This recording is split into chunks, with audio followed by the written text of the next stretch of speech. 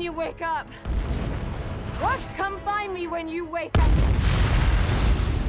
All right, think Groundhog Day meets Starship Troopers, and you basically have the plot of Edge of Tomorrow, summer's latest sci-fi entry, but it's so much more than what I just described. Tom Cruise stars as a sergeant in the Army in the near future. He's never seen a day of combat. He's basically a model for recruitment.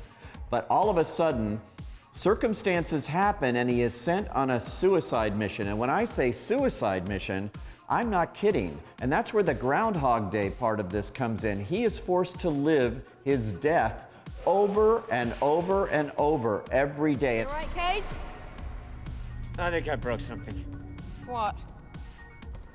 My back. The only thing I can feel in my lips. I think we better start over, don't you? What?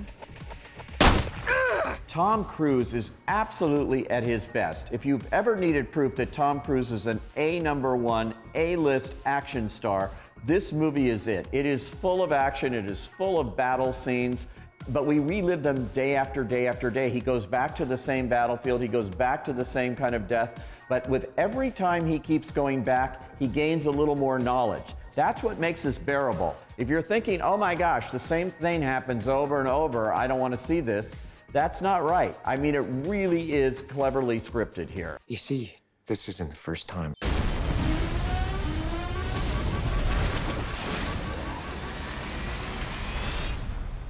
That we've had this conversation. Tom Cruise just nails this role. Well, at one point, he teams up with a Special Forces warrior. Man, she is the savior of the whole army here, played by Emily Blunt. She is terrific. She's never made an action film before, but she really nails this role, and she and Cruise make a great team. And have you tried all the options? Oh, you mean sex? Yeah, tried it. How many times? All right.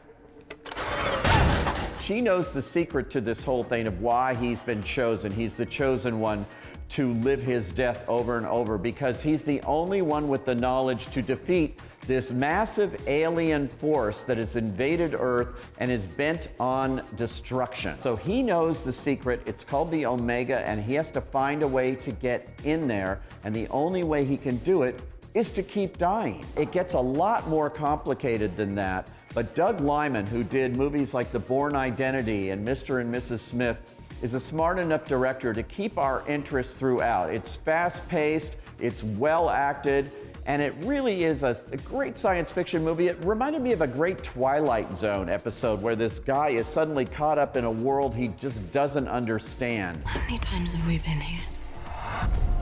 What are you not telling me? Just in the terms of the genre that we're talking about here, the level of acting is much, much better. It's on the level of something like Aliens, where Sigourney Weaver was so good and got an Oscar nomination. This kind of genre doesn't always offer opportunities for actors, but I don't think Tom Cruise has ever been better than he is here. He's really come into his own, and it's a lot of fun to watch this movie. I would definitely recommend you check this out this summer. It's one of the year's best movies. I say go.